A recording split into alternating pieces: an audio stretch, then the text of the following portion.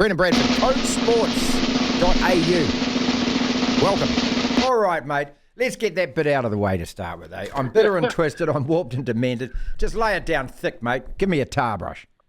I'm not even a gracious winner when it comes to Origin. I'm lapping this one up. They had no right to win this. Well, let's argue about that for a second. And I don't want to talk about all this Queensland spirit bollocks and all of that kind of stuff. They simply executed better, Queensland. They took their chances better. That New South Wales side was directionless and leaderless. And I want to start with the halves, Brendan, because I'm just sick of watching Jerome Luai, who is a fantastic player, do a silly, skippy, jumpy, wumpy, run across the field and go nowhere. And he did it all game. They were absolutely directionless. The amount of pressure and territory and possession they had in the first half, they should have scored 2 or 3 tries, and arguably, Tyson Brazil should have scored that try. And like you say, execution. The Maroons had maybe a couple, 2 or 3 try-scoring chances, and they scored 2 tries in about 2 or 3 minutes, and that's where Origin is decided. You can talk about Queensland spirit and all that kind of stuff, and it's easy to talk about when you win, and it's sort of a self-fulfilling thing when Queensland do win because you can't argue against it. But when it comes down to it, it's things like aimless attack, lack of execution, missed tackles, poor defensive reads, and I think Billy Slater outcoached Brad Fittler again. He was just smarter for the whole 80 minutes and in the lead up and in the selections as well. All right, explain that. Broaden that about Billy Slater. What did you see that he did better? Well, you can look at the so-called risky picks or the shock selections, and you've got New South Wales. You've got Tavita Pangai Jr., Nico Hines, and Hudson Young. Probably the most noteworthy ones. TP Pangai Jr. He tried to make an impact early. He gave away a couple of penalties. He was physical, but apart from that, he was pretty poor. He tried that second half offload, which led to a Queensland try. He was yanked shortly after. Didn't see any more game.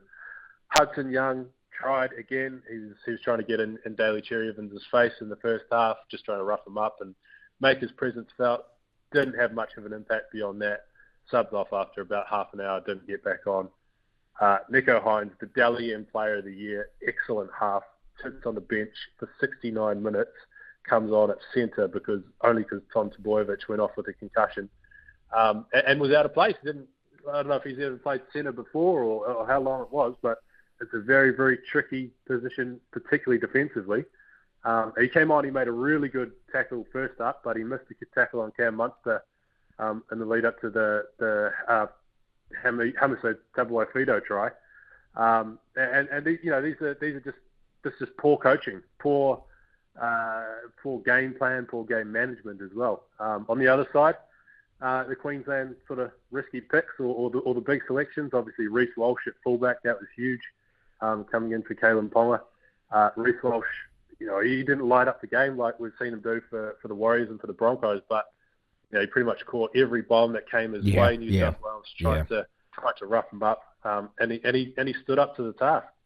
And Hammer as well, replacing Dan Gagai, an Origin legend, scoring 2 tries and playing a blinder. So, Billy Slater outfoxed Brad Fittler this one.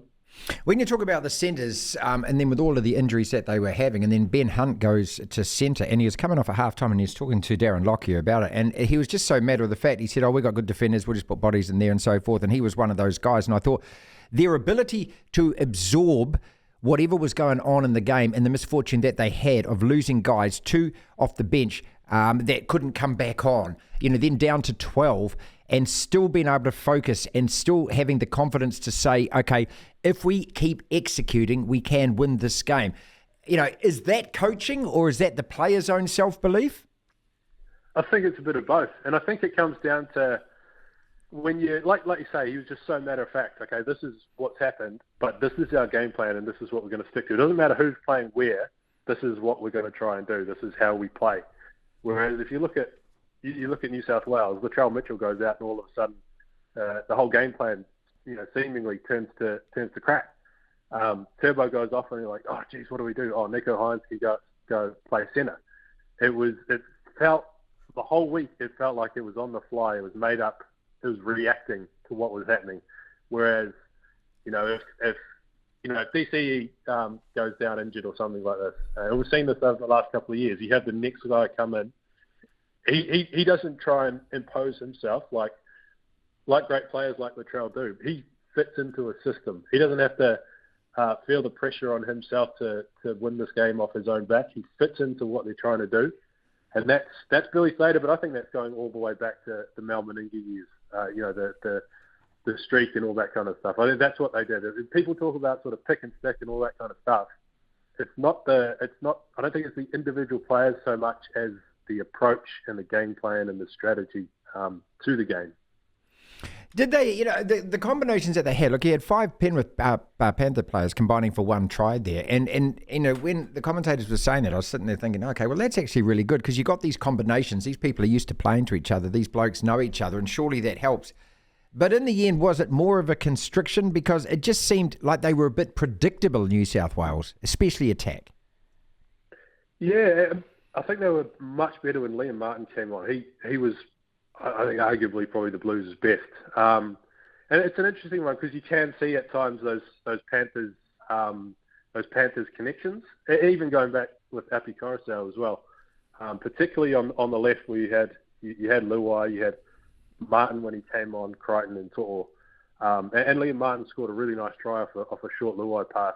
Yeah, it was a great pass. Yeah. Second half there. Yeah. Oh, late in the first half, sorry. Yeah. So there is that, but I mean, if you've got that, I mean, you play that week in, week out, it's going to be pretty easy to guess what's coming. Although, it did work. Luai set up a nice try for Crichton as well, although that was less sort of structured play and more a loose ball kind of stuff. But, although it probably helped them with being comfortable and with knowing what they're going to do, at the same time, it's probably pretty easy to try and to be able to guess what's coming your way defensively from a Maroons perspective. Brendan Bradford, CodeSports.au, joins us talking NRL, usually every Monday. Origin it was last night. 5 tries Queensland score, 2 to the Hammer, 2 to Cobbo. That's 4 to the wingers. Now, I don't know. I mean, I'm just thinking out loud here, but I don't know how, I could go back through Origin and there has been a couple of blowouts and things. I don't know how many games where both wingers get 2 tries. I think that says a lot, and it says a lot about how ineffective the Blues' defence was. Yeah, just ragged on the edges there. Like, especially Hammer's second try, where I think Hines had come up. He'd come in. He'd seen. I think it was Fafita and another forward was sort of huddled close, and Munster ran towards them, and so Hines goes in. Adokar has to come in as well. And then all of a sudden you got Hammer outside Adokar and he just burns him around the outside. And it looks, obviously it looks bad when, you get short like that. But sort of that all starts closer to the middle of the field with defensive decisions closer to the football down the middle. But but also, Brendan, that shouldn't happen, mate, when you're up a man. I mean, that's how the thing, because if there's space out wide, you've got that covered. That was the most disappointing thing as a Blues fan. I was like, I'm watching that going, how the hell have you got all that space? Queensland's best moments, I reckon, were when they were down to 12. And, well, maybe there's something in that Queensland spirit thing. Maybe they went up an extra gear when Tom Flegler was in the sin bin. But, yeah, it's bizarre. I don't know how they, and even stuff like how does James Tedesco not get to that bomb at the end there? Lindsay Collins got up and gives it to what a play. Score. And I saw Joey speaking after the game. It's just effort areas. It's just little things like that where Queensland just seemed to pull it off last night. And no one. You're looking ahead to game 2. I don't think anyone should be considered safe.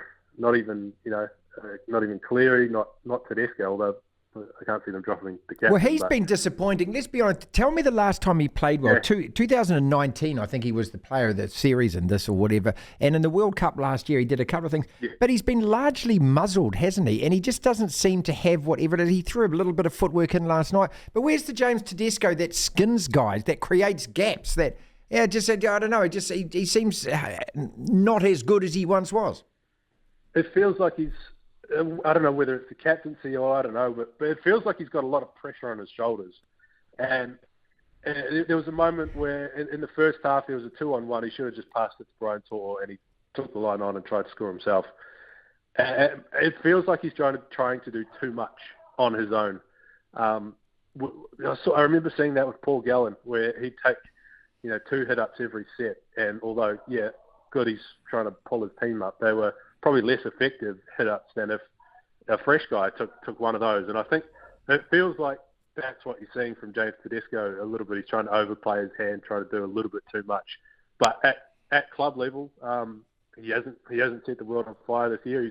He's certainly not the best fullback in the country at the moment. He played well at the World Cup last year, and when you're the captain and when you've got a record like he has, there's going to be a bit of leeway. But certainly, I think they're probably on 90% of those New South Wales players.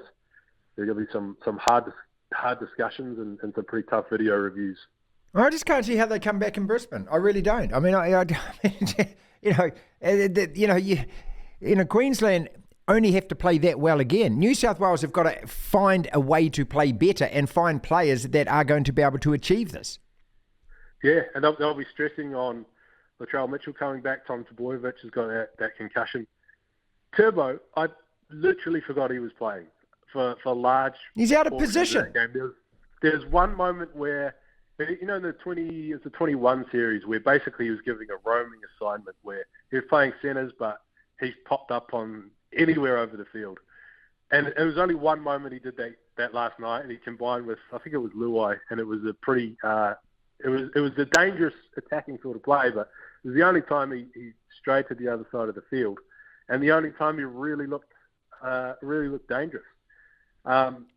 Certainly, I think they should be talking about whether he goes and plays fullback, and what next. I mean, but then this is one of those things where over the past sort of 15 years, and especially when Queensland is dominating, New South Wales have tended to sort of panic a little bit, make widespread wholesale changes, and it hasn't worked either. So it's a really interesting couple of weeks whether they pick and stick with some of these guys or whether they make what should be some pretty obvious changes across the squad, because they lose game 2. That'll be the end of Brad Fittler for sure as Blues coach. They probably need to win the series, I think, if he wants to stay on. But a very interesting couple of weeks coming up. Finally, you've lived in Aussie a long time, mate. So how weird is it for you to hear a South Australian crowd out of Adelaide chanting Queensland, Queensland? Yeah. Just weird. Yeah, it was a bit odd. And I just don't like, as a fan, first and foremost, I'm not a big fan of the cricket pitch. No. Footy. It looks weird. It takes away the crowd's so far away. I was reading something yesterday. Terry Campese made his one and only State of Origin game he played at. I think it was down in Melbourne, so I think it was at Marvel Stadium or something where they play AFL. And he was saying, although the atmosphere was awesome, the crowd was just so far away, you lose something of it. And I get that at Adelaide. I get that with what they're trying to do, expand the game and take it to new markets and things like that. But for the experience, for the hype, for the whole Origin thing, it's just a bit odd for me. I'm not a huge fan of it.